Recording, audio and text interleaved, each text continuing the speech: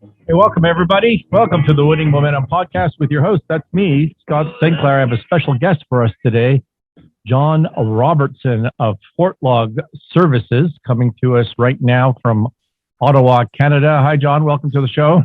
Thank you. And thank you. Great to be here, Scott. Thank you very much. Excellent. So John is a workforce wellness expert and cultural alignment specialist with over 30 years of experience helping organizations and individuals navigate crises or crises.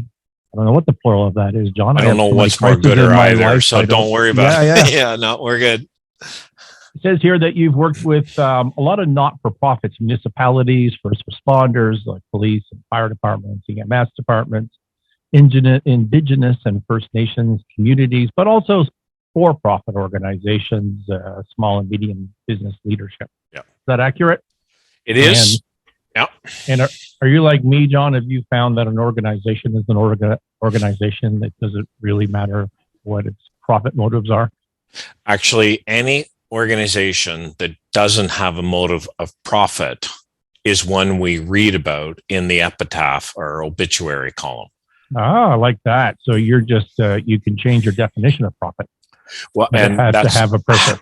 It has to have it. And one of the things that I had a discussion with a small business owner this morning, and that was my comment. I said, you're only lying to yourself if you don't have a motive, a value of profit, because businesses have to make a profit. I'm not a business major, but I'm thinking that's a really simple model.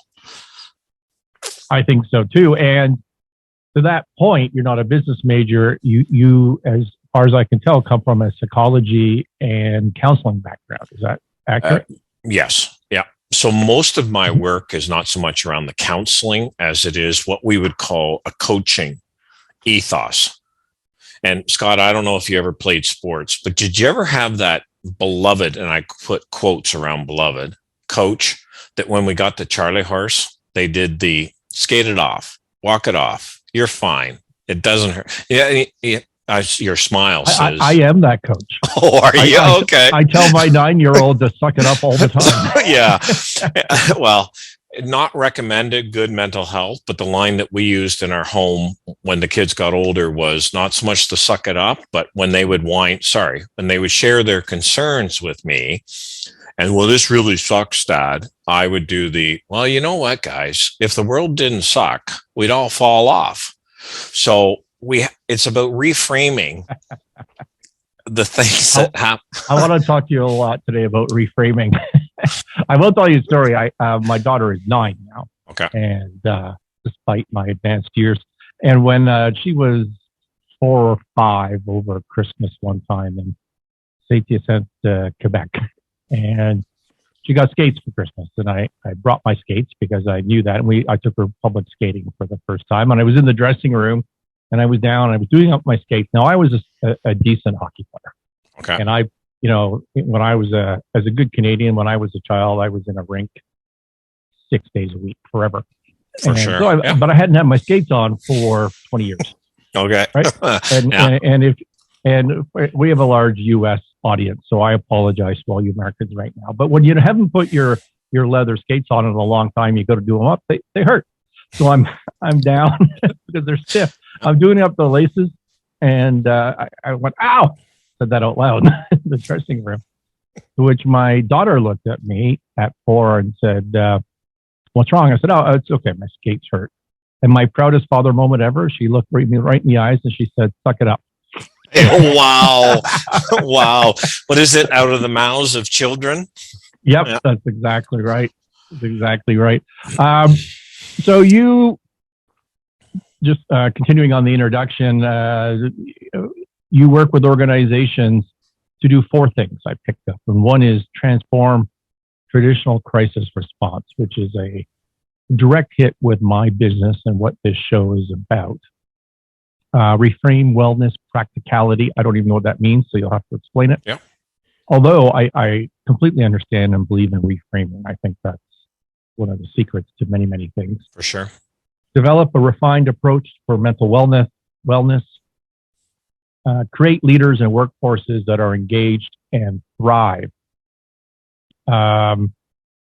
One of the premises for this show, the Winning Momentum podcast, and the reason I do content at all is because I became very concerned. Well, there's a whole bunch of reasons, but one reason, a main driver, is I became very concerned as I was active on social media and reading other people's posts and just, content in general these days, that it's become very, very cool to be an entrepreneur. And we're encouraging younger generations to be a leader, to not get a job in the traditional sense and go be an entrepreneur. But no one ever tells them the real facts or the stats on that. And the math on that is that 90% of new businesses never, ever, ever pay their founder a living wage. Ever. 90%. Yep. And 98% never create transferable intergenerational wealth. From 90% to 98%, you might be able to eat and pay your rent, but you're never going to get wealthy off of that and retire on the, you can't sell that business, right? Picture a roofer, but the value of that business is tied up in the individual, what in my business we would call personal goodwill, as opposed to transferable goodwill. And so those are the stats. And one of the things that I hope to do is, apart from my regular business of being paid an extraordinary amount of money to help companies turn around and do better, maybe I could provide that same methodology to a broader audience through this content and improve those stats. Because I do think that there's skills involved, teachable skills and teachable methodologies. And I think that's what you're doing. Well, and you put your finger right on the pulse, because one of the things that most entrepreneurial types don't think is methodology. Whether you call it strategy, I'm not talking about an A minus, B plus, B minus kind of plan. I'm talking about those core milestones where we adapt. And part of the reason that I focus in on transforming that traditional crisis response is many times leaderships and organizations are consistently reacting to things. And so they have this wonderful plan spelled out about the place, business, whatever they want to build. But the second part that's come up that fuels that traditional crisis response is the event is never the real crisis. So let me use this real-time scenario that I was told about. This person goes out and they're at this rink and he's tying up his skates and he has a pain and he says, ow. The people he's working with at the rink do the, oh, suck it up. In the workplace, as much as I love that kind of approach, in the workplace, that is a death knell. And one of the biggest hurdles that's happening consistently today is the event is never the real crisis. So something that I didn't even notice caused you pain or a person pain now has become this huge stone in the shoe. Right. I have a note to come back to that point because I don't fully understand it yet. Okay. And let's get through the background here for a bit more, and then I can come back to that. Okay. If you don't mind. No. Run Toward the Roar. You are a author of a best-selling new book called Run Toward the Roar. When was that released? February. Okay. You're a speaker. Yes. At various events, and that is what I have on your background. Have I missed anything? I'm husband of one wife and father of 3 kids and 1 son-in-law, and we've finally crossed the threshold and we're into brand new grandparents. So highly recommend starting as a grandparent. And the company, FortLog Services, does what? We do kind of the crisis intervention, but more the consulting, the wellness. So the 3 pieces that you pointed in the introduction.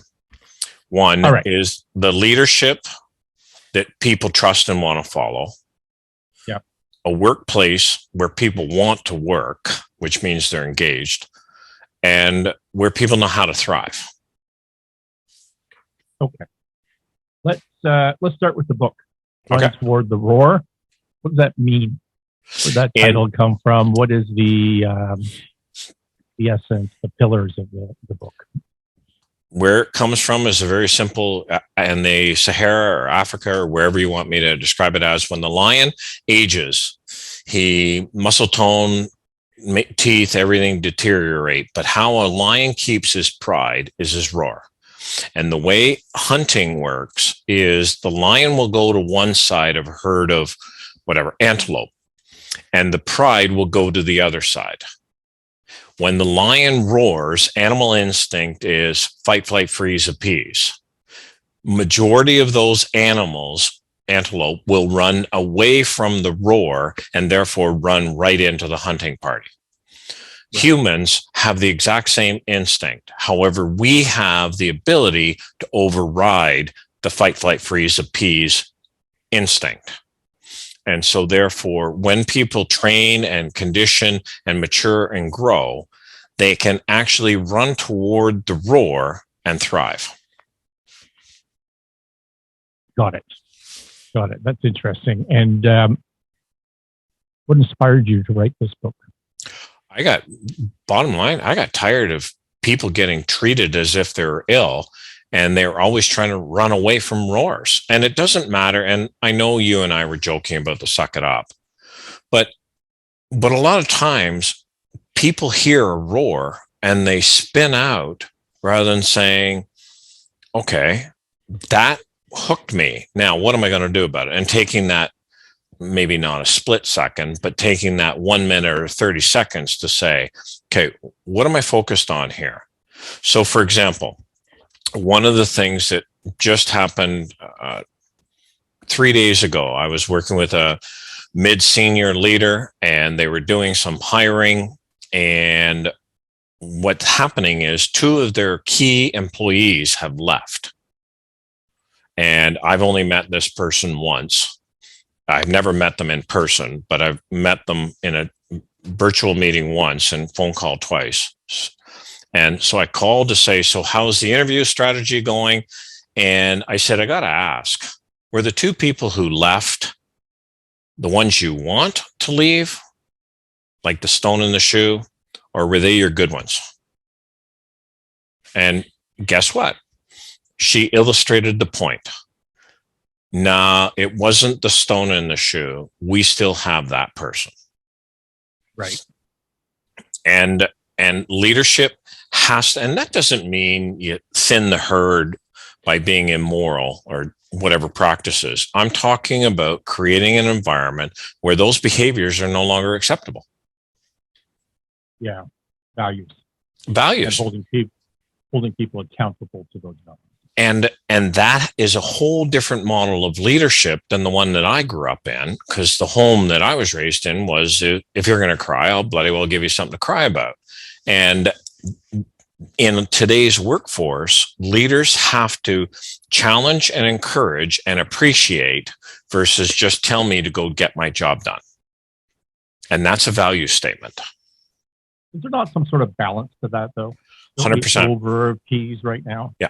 Oh, not some over appease. We're almost manic in... Right. And that's why values, because values are not ethics. And one of the first hurdles that we run into is a person didn't break the policy or didn't break the rules, didn't break the procedures. However, they did not honor the values. Right. Values are motivational preferences. So, for example, ethically, did I have to do that job? Well, yes. Value statement is, did I do an excellent job and get it done ahead of time or just according to whatever schedule?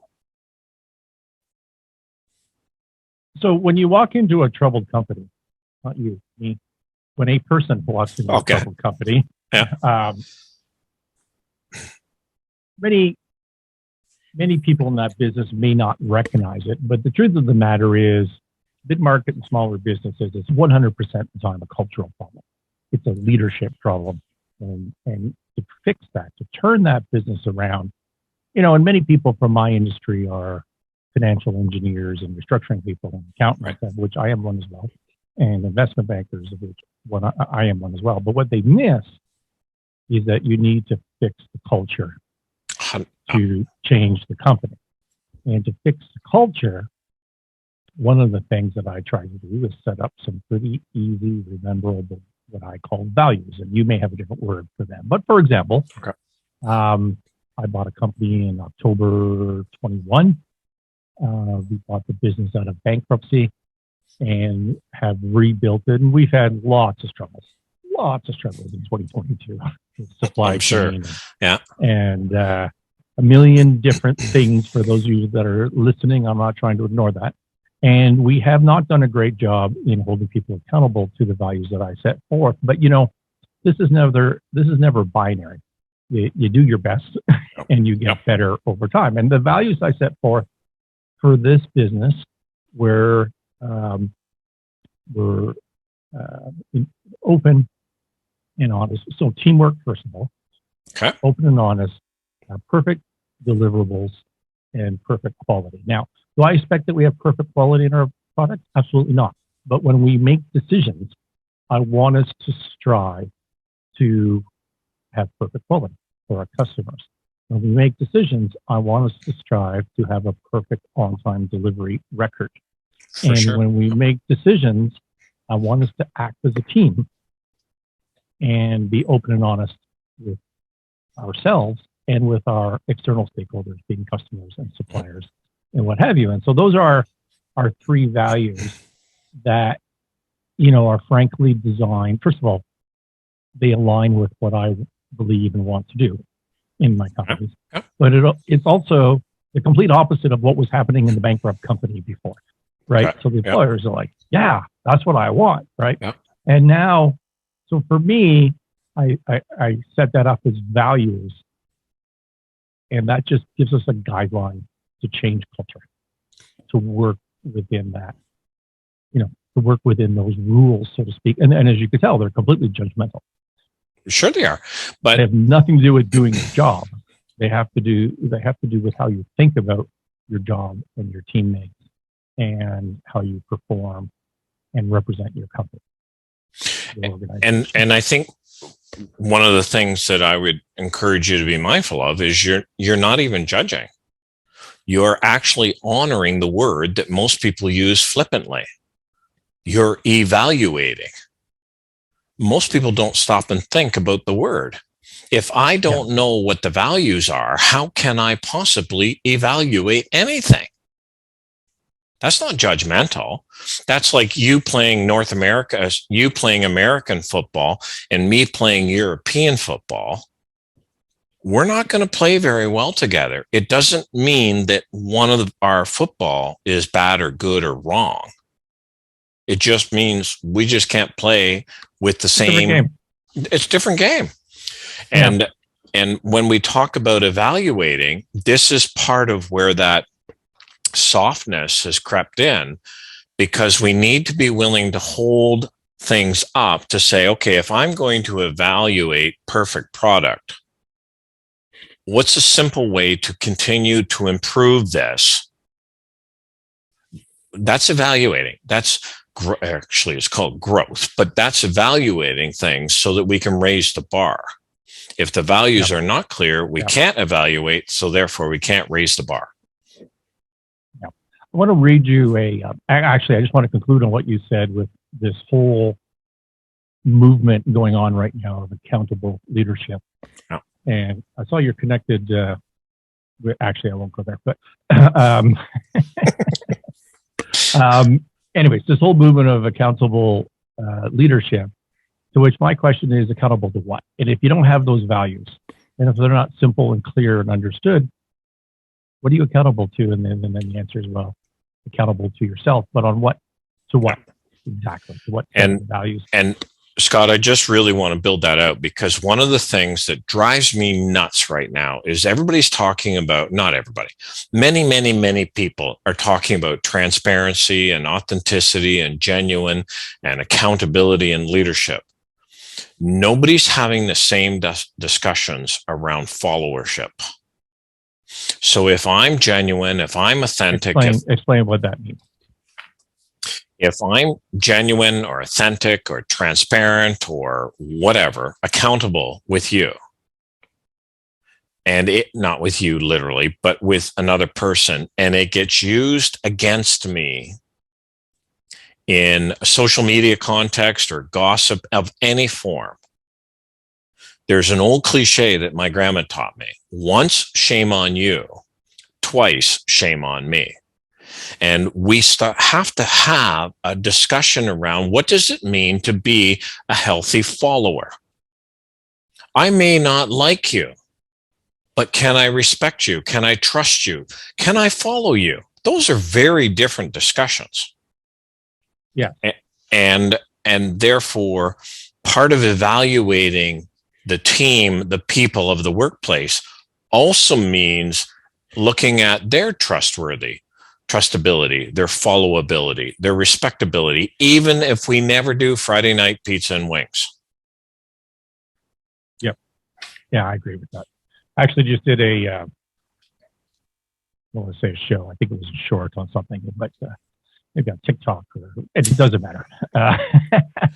I was dancing. No, I wasn't dancing. No, it was a story of when I was mid-20s or late 20s, having a post-work drink by myself at a bar off of Bay Street, and I was talking to a gentleman sitting beside me who I don't even know who it was, but a guy, my age now, who's been pretty successful in his career back at the time. And I was explaining a business problem I was having as a young entrepreneur. And he gave me a piece of advice that has always stuck with me, which was, he said, not everyone needs to like you. Yeah. And, yeah. And it's been, I have to confess, for a decade, I may have overused that thing. Yeah. It's finding that happy medium. You need medium. to find some balance. Yeah. But I think it just comes into what you're saying. It's not about the pizza and beer on a Friday night. It's about respecting your teammate and all participating and pulling in the same direction. And Scott, it's the leader's job to set that up. And Scott, one of the things that drives me nuts is watch how some people treat the more visible but less misperceived but less important custodial, admin, those types of people. Yeah. I learned years and years ago, if I ever want to learn anything about an organization, I will talk to those two people groups first. Because most people talk like they're not in the room, have nothing to say, and yet they know exactly who everybody is, and they can give a pretty good non-physical description of the people. Okay, well, you've jumped ahead of my agenda with that, but I'm just going to roll with it here. Sorry. I'll do the Canadian thing. Sorry. Yeah. So the first thing I do when I walk into a troubled business that is new to me is I ignore, I don't want to say ignore, that's a strong word, but I don't put my reliance on the current management team, senior management, middle management. Within a day or two, I start what I call the listening tour. And the listening tour is I bring in the line person. Right. I bring in sanitation, if they happen to have any sanitation left at this troubled business. But, the person actually doing the work on an hourly basis at minimum wage or $20 an hour or whatever the number is. And I bring them one by one in the meeting room and I say, hey, we're in the old school Maxwell Smart code of silence here. It's just you and me. What is wrong with this business? It might take them 2 minutes to get out of their shell, but they've just been dying for anyone to ask them. Yeah, I hear you. And I'll get an hour's worth of notes, which I may or may not choose to believe, but I have an hour's worth of notes. And now I talk to the next person and I'll get another hour's worth of notes. And pretty soon, and I mean 3-4 days, I may have only talked to 10 people or 15 people, but there's a lot of overlap between the observations. In other words, everybody knows what's wrong. It's not a mystery. You don't need a Nope. consultant to figure this out, right? You Yep. don't need you don't need me. Everybody knows, right? And so there's the overlap of what's wrong, and then there's my interjection of what the low-hanging fruit, so to speak. Like, okay, I can't fix that one, but I can fix these three right away. And now I have my work plan for the next 6 months or a year. And that is such a universal truth. Sure is. I actually call it the listening tour. And what I find interesting, and I think that just jives with what you said, right? Yes, bang on it. Yep. So what I find, go ahead. No, go ahead. No. And what you find? Well, what I find interesting about that is not that that's true, but why, if they all know the answer, why doesn't the president of that company know the answer? Why are they a troubled business? Yeah. And I have my theory on that, but I'd like your thoughts on that if you have some. For me, one of the things that shines through in that is a leader who is still leading out of whatever I'm supposed to call it, but a positional or authority brand of leadership. So they say they have an open door, but nobody would step through it, even if they had a gun pointed in their back. Right. And the model of leadership that I approach that from is actually a shepherd kind of leader, because ranchers are the ones who drive the animals in the direction they want to go. That's that old model of leadership where the leader drives people. A shepherd is somebody in front walking the talk and that people can follow. And when a leader is not willing to talk to whomever, the person restocking the canteen or typing up the notes or any number of those things, those people won't talk to them. And I can walk you through a Judith Glasser, Dr. Judith Glasser wrote about conversational intelligence. And the first thing that she walked through is the neuroscience, which fits with the fight, flight, freeze, appease, is when people do not feel trust, sense trust, they have a protect mindset. And if I had a quarter for every person who said to me, well, I knew that needed to happen. Okay. I'd be a billionaire. What if, I like what you did. I love what you just said, actually. And that explains why that particular leader has not had that open conversation with that particular line person and gained the benefit. But what about the so often scenario that happens is that the inside of the line person is just so painfully obvious. We all know it to be true. Yeah. Yet the leader still doesn't know it or act on it. And my hypothesis, I'd like your input on this, is that it all boils down to confirmation. And I know you know what that is, although we've never talked about it, but for the sake of the audience, my layman's definition of confirmation bias is that the human brain doesn't look at a set of facts and then make a decision. Rather, it makes a decision based on biases and prejudices and pattern recognition, because the human brain is a pattern recognition machine. And then it seeks facts to support the decision or the pattern, the decision that's been made or the pattern on which that person is relying. And in an extreme instance, can literally get information blindness on anything that goes against that decision or that pattern that pre-exists. And so if your pattern is, hey man, I've been running a business for 10 years and it's been going just fine. Maybe I'm not the world's best executive, but I'm at least average. And I've tried everything, obviously, because it's my business. Would your brain even see contrary facts to that? And my hypothesis is no. You just don't see it. It's not that this executive, when they're going to their banker, is being arrogant, incompetent. They literally can't even see the evidence contrary to what they think about themselves and their business.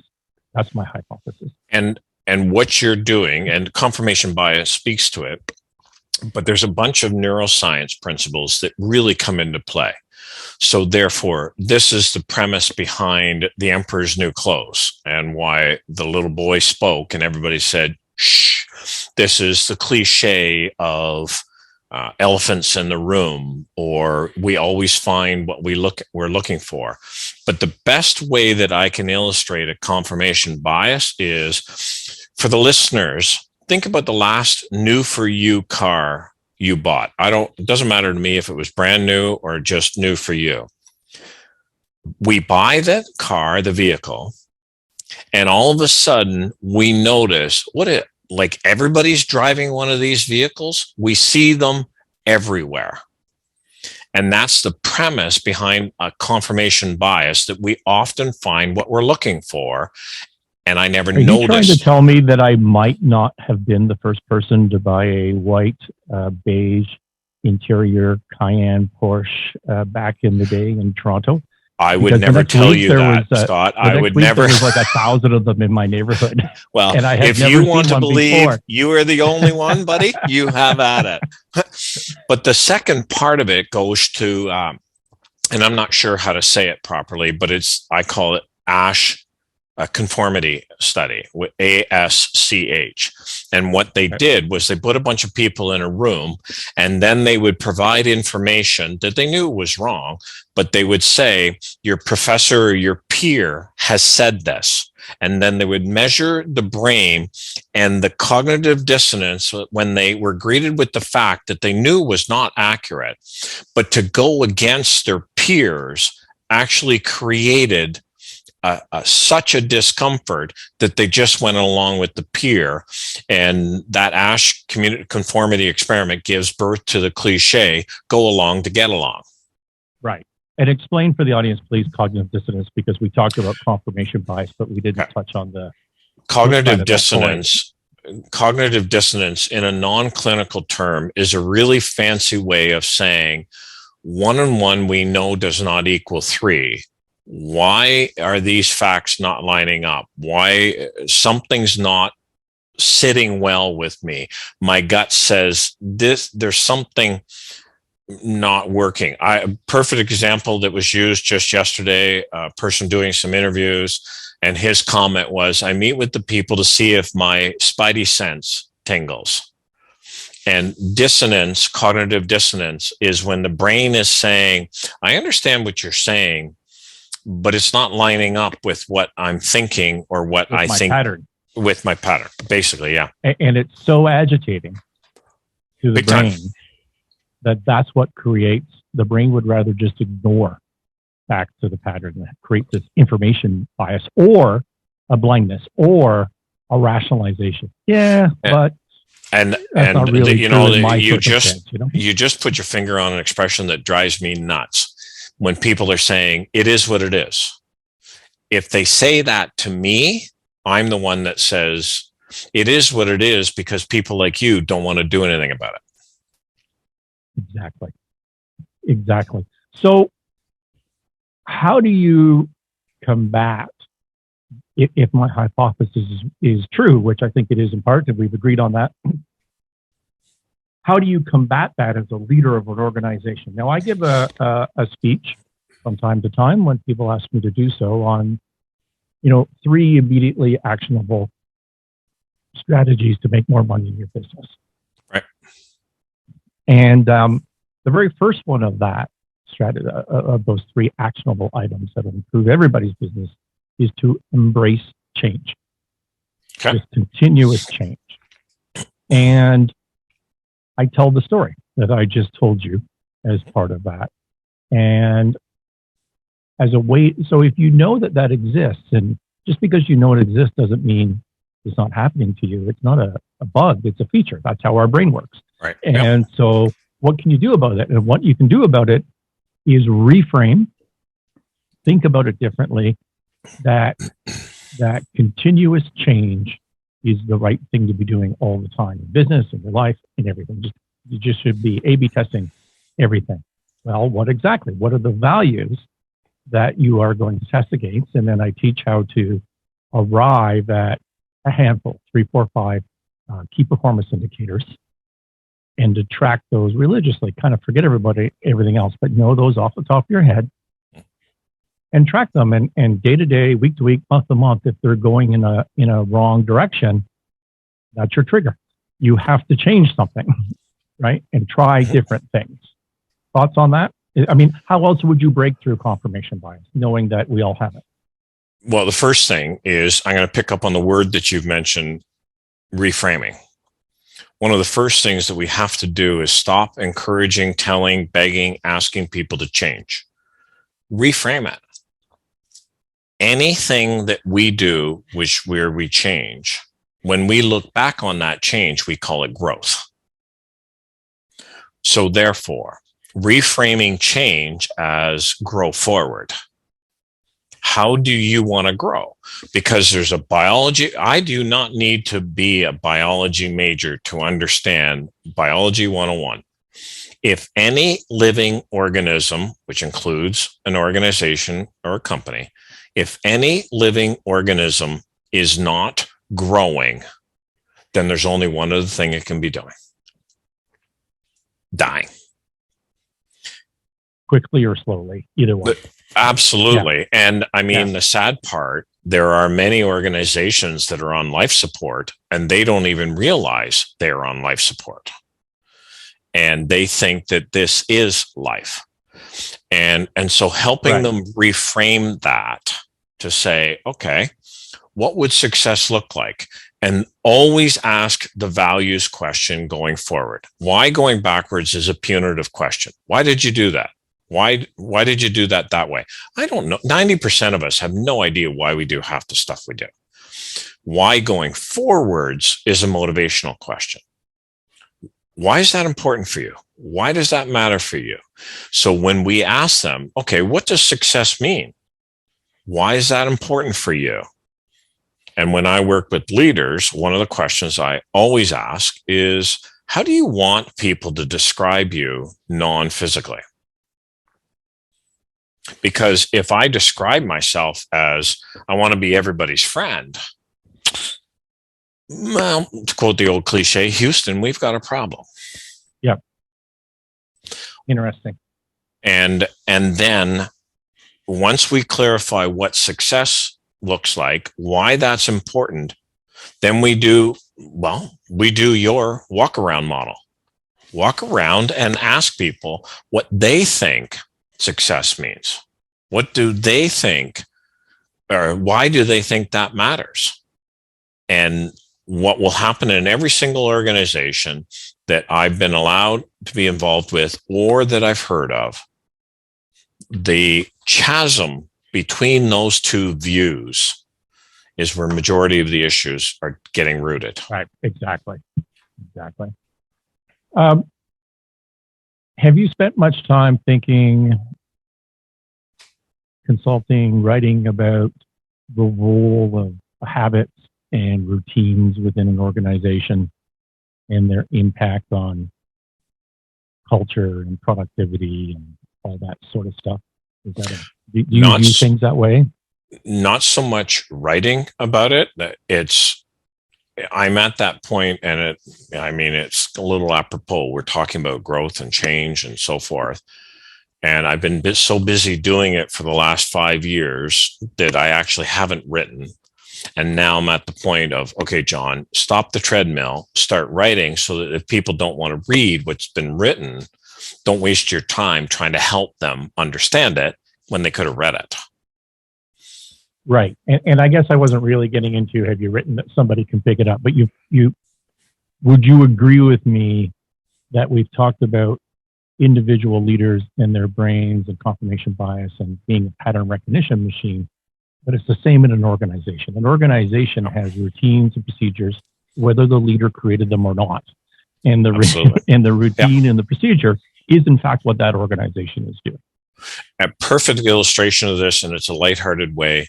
We went to visit one of those old forts, and I don't remember, it was some fort of whatever battle it was in the early 1900s. And they had 7 soldiers at the old cannon. And So they're walking through. Two of them are cleaning the barrel. Two of them are loading. And I don't remember all the details of what they were doing. But the seventh person stood there. And I said, I got to ask the tour guide, whatever the person was called, but what's that person do? And it was perfect because their comment was, we were asked that question for every single tour, and for years, nobody knew an answer. We started to dig into the research, and what they found out was the seventh person was to hold the horses when the cannon fired. Well, they haven't had horses at a cannon for decades. Just what they do. It's just what exactly. It's just what they do. And so what's happening in organizations, and this is I'm celebrating what's happening, because many people joining organizations and coming alongside and wanting to be part are starting to ask, so why do you do it that way? Why has it been done that way? Help me to understand the way you do things here. And that is so healing with the right leadership. I got a bias there. I know that. But with the right leadership, when we start asking, why are we doing this way? Then we streamline, prune, so we can grow. Right. You know, I did went around a few years ago, and a gentleman had purchased a company. He found fraud. And so the company really wasn't making money. And bottom line is he was losing a lot of money before I met him.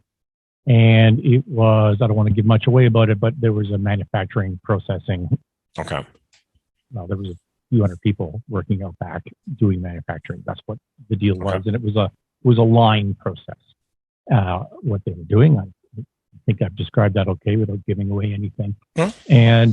And so they were losing a bunch of money, and very often their attainment, which means scheduling, said, well, we're going to produce this today on this line and this today on that line. And their attainment was horrible, which in that business costs you a lot of money because you have tight margins and you need to produce efficiently. And the person that he had bought the business from, who was a family business, owned it for decades or generations or what have you, was very authoritarian. Mm-hmm. And so the routine of a line going down is that the employees who were, new immigrants to the country, not well paid, maybe didn't speak the language very well, and they would scatter and hide. And if you look at at the habit loop of a trigger being the line shut down and was screwed up today, routine, what do we do about that? Well, we run away and hide. And the reward was hopefully they weren't reprimanded and screamed at by the crazy HR person that existed in that company, right? And so there's your trigger routine reward. And so what I was able to do was to flip that habit loop for this whole organization on its head. And what we said was, okay, same trigger. The line goes down. We didn't produce what we're supposed to produce today. Black and white, like there's no, we either did or we didn't. Okay. No. If we didn't, now the new routine is, this is an opportunity for you to fill out this one-page form with help of your supervisor if you want or not, and to put it in this box today, which says why that happened and what you personally are doing about it. So it doesn't happen again. And the reward is you get like a gift certificate. This goes into your HR file as a positive, right? So every time this happened, it turned a negative to a positive. And I'm telling you, John, we had like 800 solutions in the first 3 months. And then the whole system fell apart because we started making money. And and it just changed culture overnight. And it was a lesson to me about the role of habits and routines, even at an organization level. And by the way, if I'd come in as a consultant and tried to write out those 800 things, not a chance in hell. No. I could never have thought of that. Right? And that's why one of the transforming that traditional crisis response is almost verbatim what you just described. However, many leaders are so caught in what I call the eddy, which is like a whirlpool, or a non-G rated is a toilet bowl flush. react, and we just go downwards. And Yeah. if the focus is clear, and if the values are motivational, then what happens is people start to take a bearing from that so that they can actually grow forward. And you know what? Life happens. Sometimes the plan goes, 20 degrees off course. Well, if the focus is clear, anybody with a compass can navigate back on course. But if I get locked into a way of being and I steer by the same compass bearing, I'm not going to end up where I was aimed or where I was thinking I was going to go. It's just not possible. Let's I almost said that hated word pivot. Let's move on to another. Let's talk about fear. And I'm going to read to you a section from your blog. Clearly, you are quoting Michael Mead, I think his name is. Clearly, there are real fears, wild uncertainties in the rapidly changing world. There are also many trying to capitalize on other people's fears or feed the fears of others. The tendency to panic as an individual or as part of the herd can suddenly strike anyone. Everyone feels some fear when panic is in the air. Robert Cialdini's book, what's it called? Your influence book. Anyways, Robert Cialdini, for those that don't know, is the godfather of persuasion books, and he calls this the click whir in his factors in his book. When an event happens, click, there's an immediate impulse whir, which is that habit loop, pattern recognition. Yeah.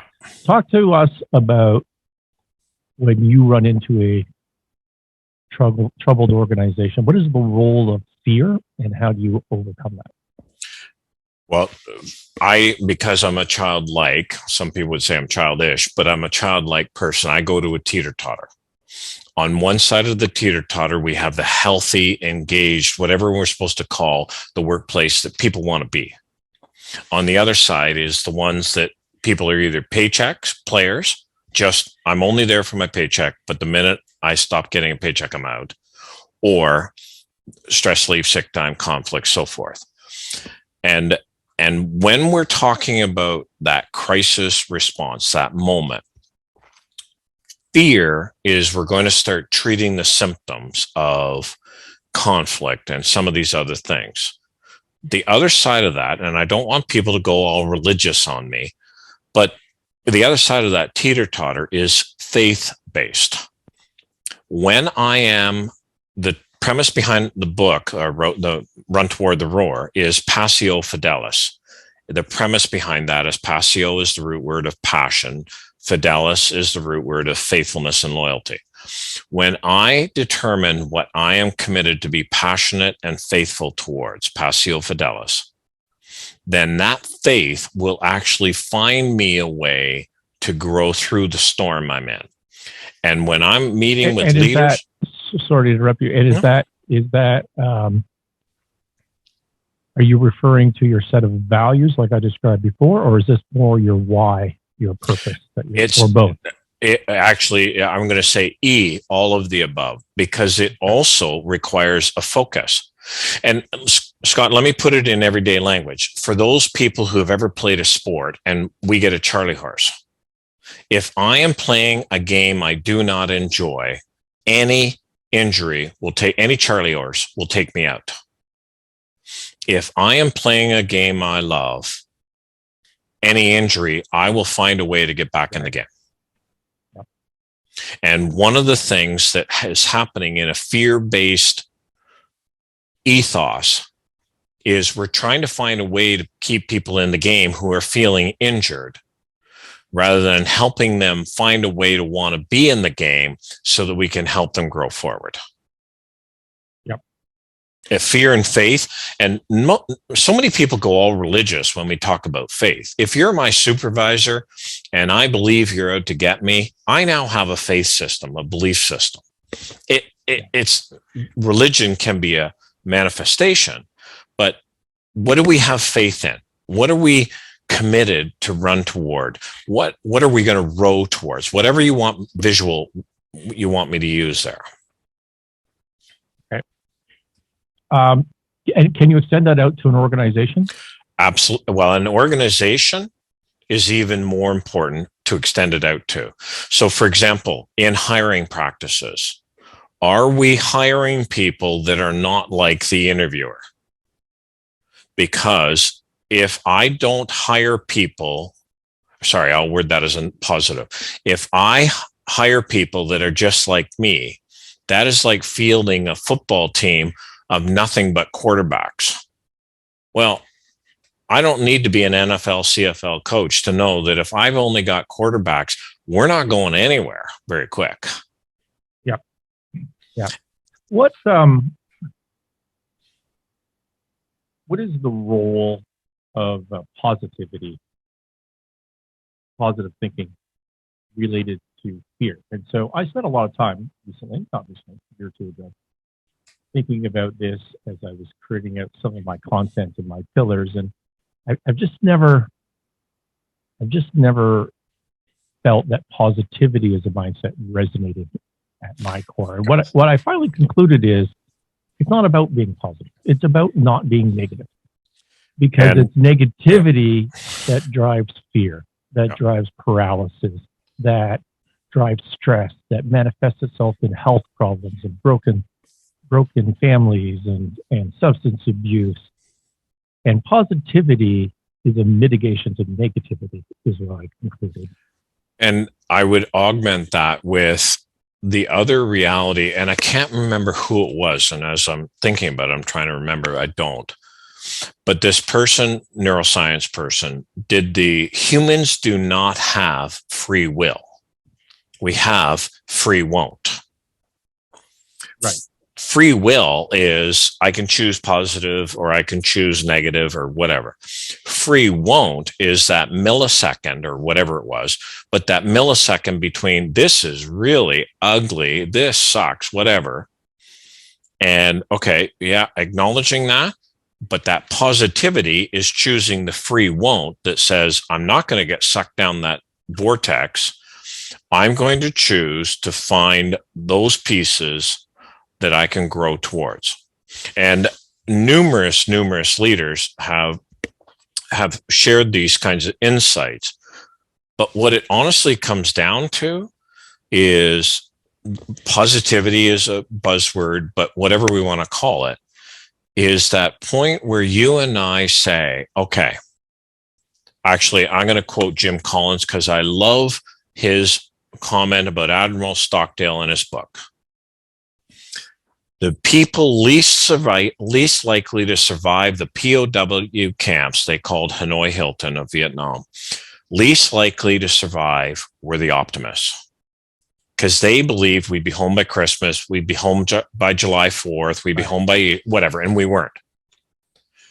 The most likely to survive were the ones, and they called it the Stockdale paradox, that we will get home. However, we have brutal realities to confront before that happens. Right. What is positivity? What is run toward the roar? Simple. In the end, we can thrive, prevail. However, there are brutal realities to confront in order to thrive. I once wrote a formula for a meme, and it was positivity equals reality plus self-confidence plus hard work. Absolutely.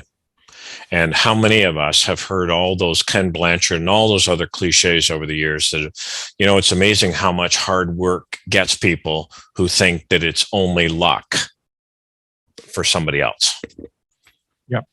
Well. And when the one that Ugly Jobs or something, I can't remember the name of the TV show, but he talks about the problem of good fortune is it usually comes in the form of hard work.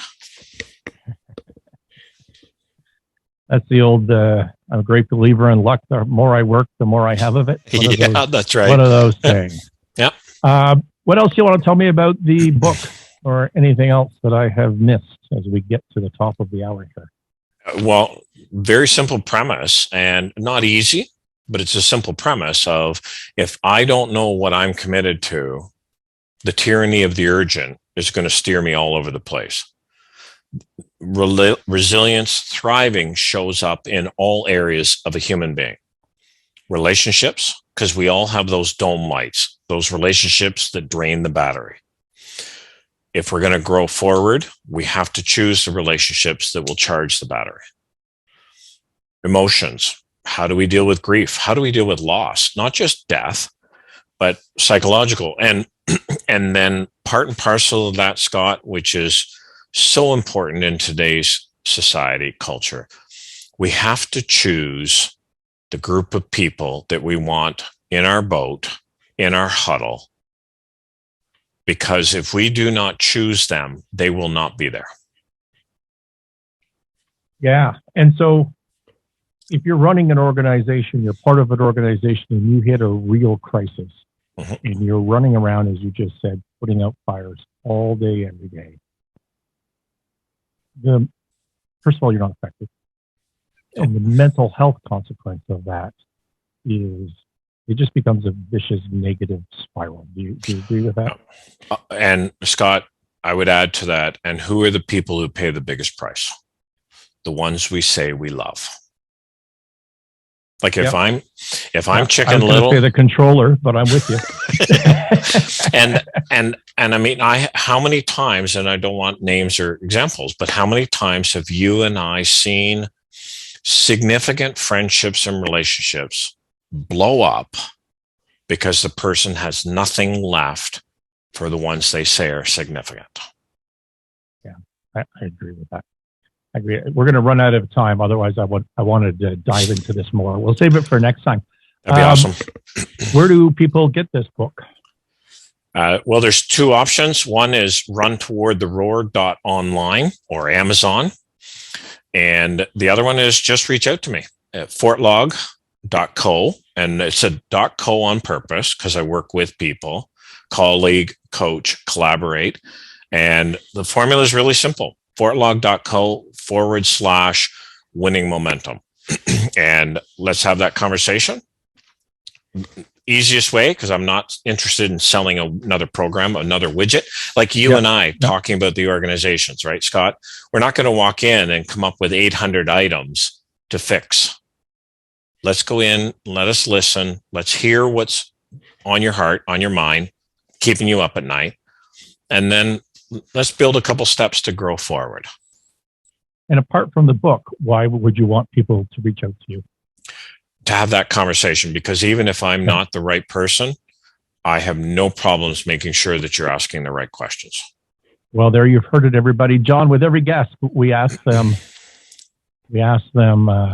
for 3 of their favorite strategies to change momentum. If something in your life is not going the way you want it to go, if your business is failing, you turn that around and get that back on the right track. First thing, track your schedule for 2 weeks. Look at where you're spending your time. And if you want to have a really guts, look at your bank statement and look at where you're spending your money. Where we spend our time and our money are our real values, not the ones we tell people. Track your schedule for 2 weeks, track your bank statement for 2 weeks. And then, are those the real values you want? Second part of that is, what do you want the real values to be? How do you want people to describe you non-physically? And then, who are you going to engage? Who can you ask to be the little boy in the emperor's new clothes in your life? Loves you enough to say, yeah, John, this is what I'm seeing, buddy, and it's not what you're telling me. Thank you so much for joining us, John. My pleasure. Honestly, it's been a great conversation, and I hope the listeners benefit. But either way, I've truly enjoyed our conversation. Thank you, Scott. Thanks, everyone, for joining us. This has been the Winning Momentum podcast with Scott Sinclair. You know where you can reach us. Give us a thumbs up or a like or subscribe, and we will talk to you next week.